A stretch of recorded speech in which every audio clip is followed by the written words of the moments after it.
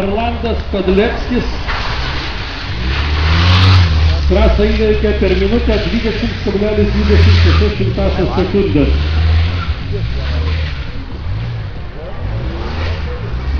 Ir jo rezultatas buvo pats geriausias pirmajam važiavimui.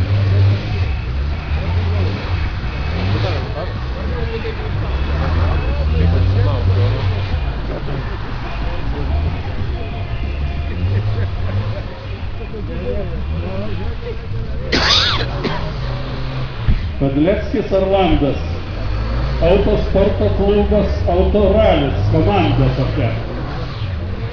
Pirmam važiavime jo rezultatas buvo jau nutalka pats geriausias. Minutė 20,26 sekundės. Žiūrėsim, kaip bus dabar. Atrodo, viskas vyksta be klaidų. Gerbiami žiūrovai, mano informacija yra tik išankstinė. Galutinį sprendimą priima komisarai. Atrodo, kad be klaidų.